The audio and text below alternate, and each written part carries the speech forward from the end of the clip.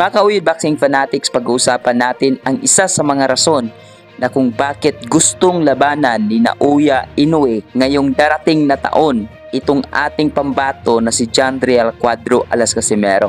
At iba pang mga rason mga kauyod boxing fanatics na pag-uusapan natin ngayon. Ngunit bago ang lahat ay may kunting paalala muna ako sa inyo.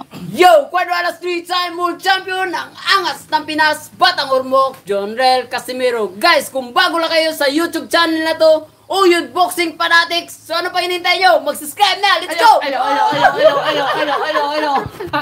Marami ang nagsasabi na hindi matutuloy o imposibleng matuloy ang Inoue versus Jandriel Cuadro Alas Casimero. Well, hindi naman natin sila masisi mga kauyod boxing fanatics dahil itong ating pambato ay wala po sa 4 na sanctioning organization bilang mandatory dito nga sa The Monster of Japan na Naoya Inoue. Ngunit wag nating kalimutan na itong ating pambato na si Jandriel Casimero ay isa po sa mga nakapila dito nga sa top 5 na posibleng makalaban ni Naoya Inoue. Now, bakit ko nasabi mga kauyod boxing fanatics na ito ay possible na mangyari ngayong taong 2024? Dahil hindi lang po kami ang nagbalita dito sa Pilipinas mga kauyod boxing fanatics, kalat na kalat ito sa bansang Japan. Ang tanong, bakit gusto ni Naoya Inoue na labanan itong si Jandriel Casimero na wala naman siyang makukuha? Ang mga rason mga kauyod boxing fanatics ay ito. Number 1 ay itong tinatawag nilang unfinished business.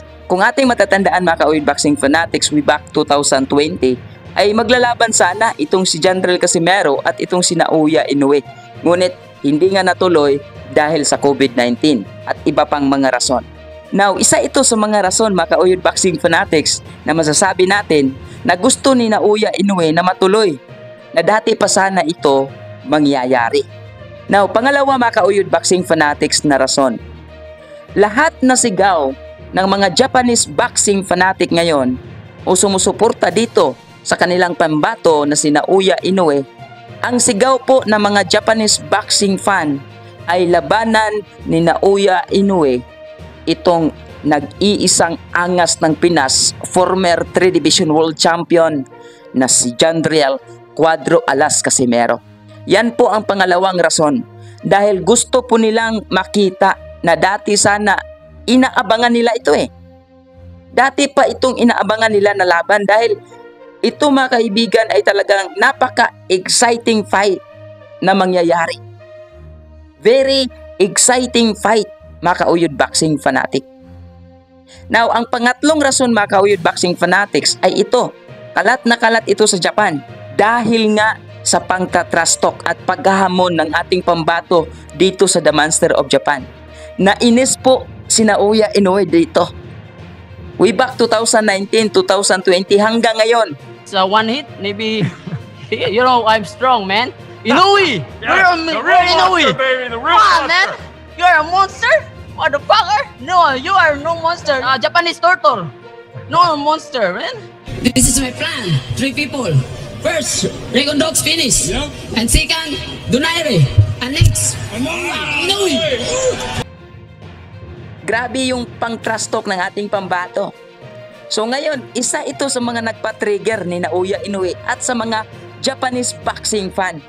Yan po ang mga rason mga kauyod boxing fanatics. Kaya sa mga nagsasabi dyan na imposible dahil hindi mandatory ang ating pambato, yes, tama kayo, hindi mandatory, pero ito, balita na ito ay kalat na ito sa bansang Japan. At mismong promoter ni Naoya Inoue ang nagsabi na gawin nilang voluntary title defense against the Monster of Japan, Naoya Inoue. At mismong Japanese promoter na ni Naoya Inoue ang nagsabi nito. Kaya natatawa na lang ako sa mga nagsasabi dyan. At isa na dyan, si Pau Salud. At isa pa sa mga nakakatawang sinabi ni Pau Salud, mga kauyod boxing fanatics, ay kasalanan na daw ni Jandriel Casimero kung hindi matuloy ang laban na ito. Yan ang inaasam na laban Yan ang dream fight ni Casimero. Bakit hayaan ni Casimero na mawala ang laban na ito? Ito ang tanong ko. Kung si Naoya Inoue ang umatras sa laban na to, kasalanan pa ba ni Casimero? O hindi kaya promoter ang hindi magkasa ng laban na to, kasalanan pa ba ni Casimero? Ay nako, common sense naman mga ka-Weird Boxing fanatics, common sense. Well anyway, support lang tayo sa mga boxers at sa mga upcoming fight ng ating mga Filipino fighters. Saludo tayo dyan.